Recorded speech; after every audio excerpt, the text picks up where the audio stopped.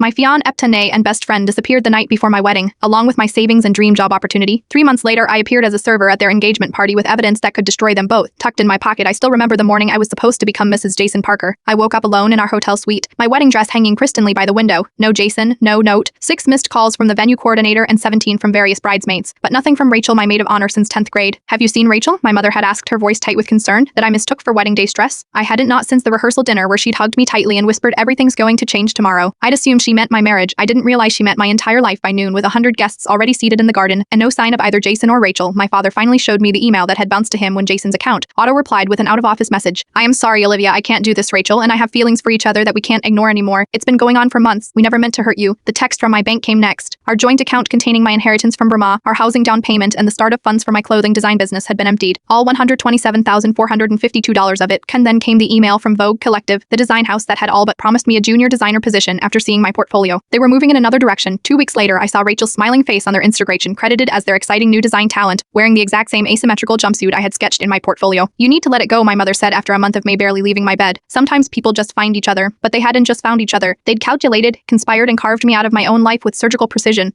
I stared at the wedding invitation I'd fished out of my neighbor's trash, their engagement party at the Langham downtown, the same venue we had booked for our reception. That's when I made the call to the catering agency where I'd worked through college. Hi Denise, it's Olivia. Any chance you need servers for the Langham this Saturday? Denise didn't ask questions. She just said, honey, are you sure? When I confirmed, she sighed. Uniforms still the same. Black pants, white button-up, black bow tie, now carrying a tray of champagne flutes through the crowd of Jason and Rachel's engagement party. I am invisible. The perfect uniform for revenge. Exclamation looks through the staff, especially the wealthy art collector parents of Jason who never quite approved of me. The scholarship girl with big dreams. Rachel looks radiant in a cream designer dress that looks suspiciously like one from my sketchbook. Jason's hand rests possessively on her lower back as they accept congratulations. Neither has noticed me yet. In my pocket is a small USB drive on it, couched of emails between them dating back 2 years before our wedding, plans to use my designs, discussions about how to access my inheritance, and a recorded conversation with Jason's ex before me, who experienced the exact same pattern as I approach with my tray of drinks. Rachel's eyes finally meet mine over the rim of her champagne glass. Her perfect smile falters. Recognition flashes across her face, followed by something else. Fear. Good, because I am not the same heartbroken girl who collapsed on the steps of a vacant wedding venue 3 months ago. That girl died. This one rose from her ashes, and she's just getting started.